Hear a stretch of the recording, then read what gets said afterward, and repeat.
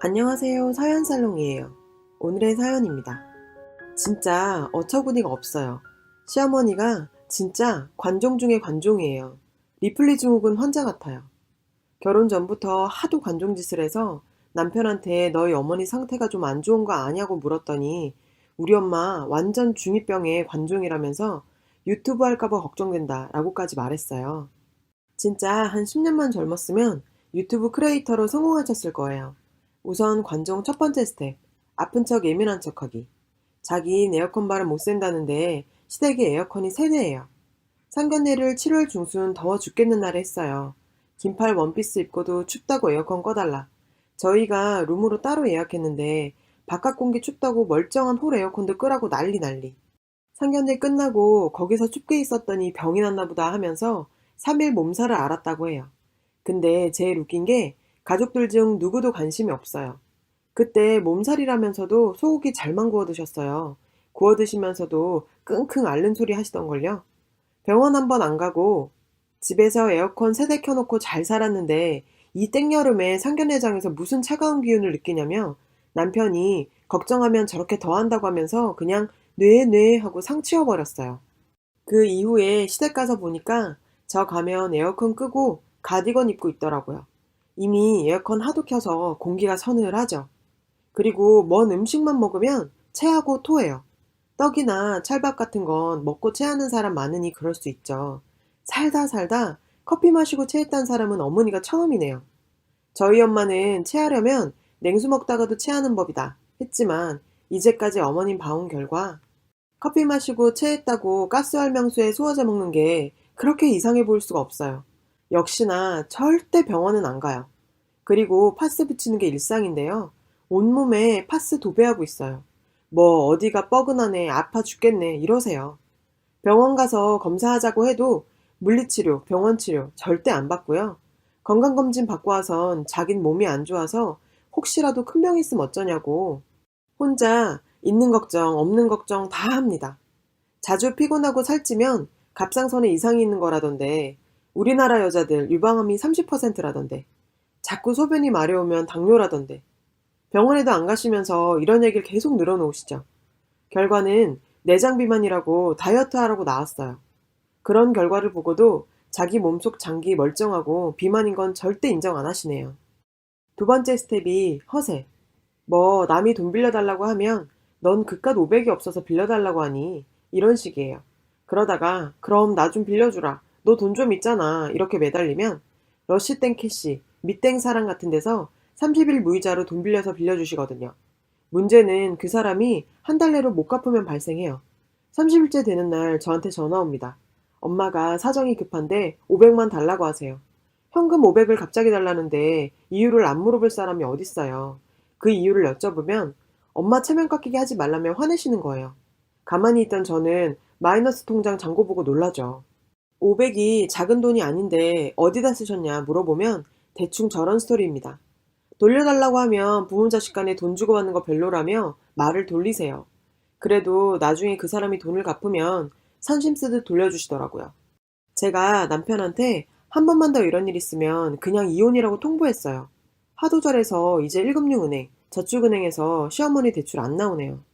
집담보대출로 뭐 해보려고 했는데 담보대출인데도 40%밖에 안 해주고 이자율도 거의 10%대라 포기하셨어요.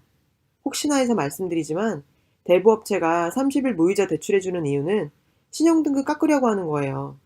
제1금융권 대출 못 받게 하고요. 대부업체만 이용하게 만들려는 겁니다. 그걸 시어머니는 나이 60에 몸소 체험하여 깨달으셨어요. 세 번째 스텝이 허언증. 남편 동생. 도련님이라고 하지만 좀 어색하네요. 여튼 도련님이 세무회계법인에서 근무하다가 세무사 1차 합격한 상태. 저번 달에 2차 보고 아직 결과 안 나온 상태예요. 도련님 말로는 진짜 긴가민가 해서 가늠이 안 된다고 해요. 근데 시어머니는 벌써 붙었다고 동네방네 소문을 내셨대요. 도련님이 26살에 세무회계법인의 대표 세무사가 됐다고 허언을. 사람들이 명함 달라고 하면 수습기간이라 명함이 없다고 도련님 번호 다 알려주시고 다녔답니다. 도련님 쪽팔려서 동네 밖으로 나갈 수가 없대요. 동네 5만 사람 세무상담 해주고 있어요. 그것도 무료로요. 잘 안 되면 따지는 인간들 때문에 일을 못할 지경이라 핸드폰 번호를 바꿔버렸을 정도예요. 제 남편은 회계사이고 지금 로스쿨을 진학하고 싶어 합니다. 근데 로스쿨이 돈이 좀 많이 들어요. 한 4에서 5년 정도는 남편한테서 수입 기대가 어려운 상황이라서 둘이 고민하고 있었어요. 근데 어머님이 아직 입학시험도 안 본 로스쿨에 장학생을 만들어 놓으셨더라고요. 진짜 저 말 듣고 잠깐 할 말을 잃었었어요. 로스쿨에 대해 아는 거 하나도 없으세요. 로스쿨이란 데가 입학시험도 쳐야 되고 졸업하고 변호사 시험 합격해야 변호사다 하니까 어쨌든 붙으면 되는 거 아니야. 그렇지? 이래놓고 다른 사람이 로스쿨에 대해 물어보면 진짜 말도 안 되는 소리 해놓으세요. 로스쿨 졸업 안 해도 변호사 시험 볼 수 있다. 변시 1등에서 10등으로 붙으면 판사다 등등. 문제는 우리 아들이랑 며느리가 그러던데 하셔서 우리를 사기꾼으로 만들어 놓는 겁니다. 그리고 저는 상속 건물 5개 정도 가진 건물주 둘째 딸이 되어 있더라고요.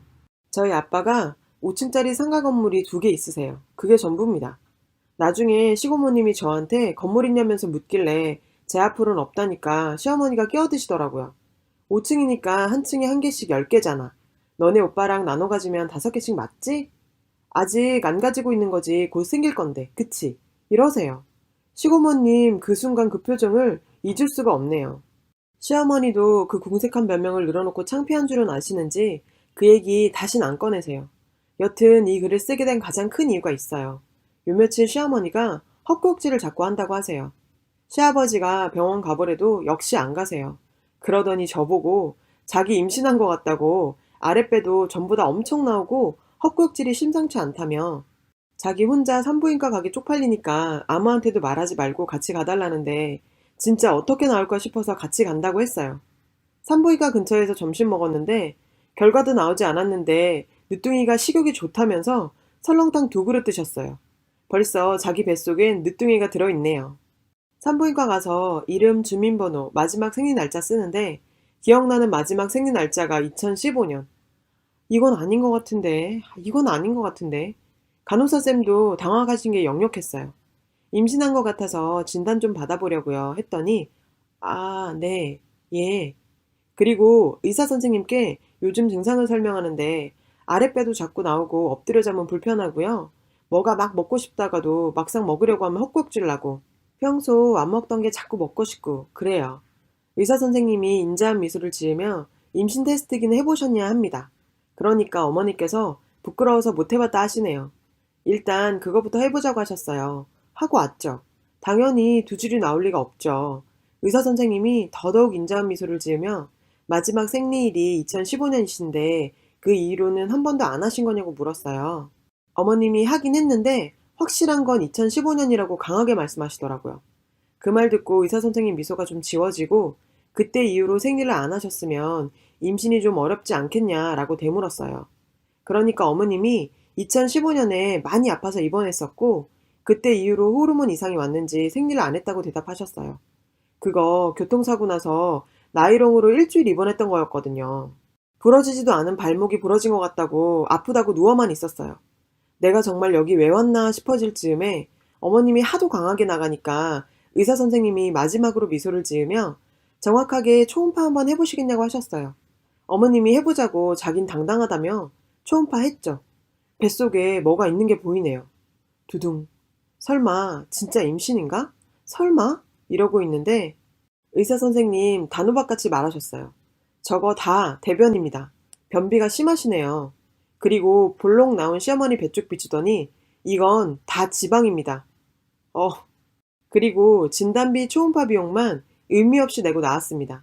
저한텐 엄청 쪽팔리셨는지 자긴 택시 타고 간다며 먼저 사라지셨어요. 남편한테 얘기했어요. 시어머니랑 산부인과 갔다 왔는데 초음파로 어머니 응가와 지방인들 구경했다니까 남편이 뒤집어졌어요. 도련님도 같이 뒤집어졌죠. 이쯤 하면 임신 드립한 걸 좀 부끄러워하실 줄 알았어요. 어제 시아버지한테 전화 오시더군요. 네 시어머니 유산했다고 술 먹고 있다시면서요. 아, 진짜. 임신에 이응도 못 거릴 정도인데 죽어도 자기 지방이와 응아들이란 걸 인정 못하나 봅니다. 남편과 진지하게 상의해서 정신과 상담을 받아보시게 하고 싶은데 정신과 상담의 첫 번째 시작인 자신에게 정신병이 있단 걸 죽어도 인정 못하시죠. 진짜 정말로 뱃속에 애가 있었다고 믿으신 건지. 시아버지가 어제 대놓고 너랑 나랑 안 한 지가 3년째인데 뭔 수로 애가 생기냐고 돌직구를 날렸더니 취해선 내가 딴 놈이랑 했을 거란 생각은 안 드냐며 자기 아직도 인기 많고 번호도 따인다며 되려 삿대질. 저희 어머님을 어쩔까요? 갑자기 옆에 계신 아버님도 걱정이 되네요. 여러분, 사연 댓글에 응원과 현명한 조언 부탁드려요. 좋아요와 구독은 저에게 큰 힘이 됩니다. 오늘도 좋은 일 가득하세요.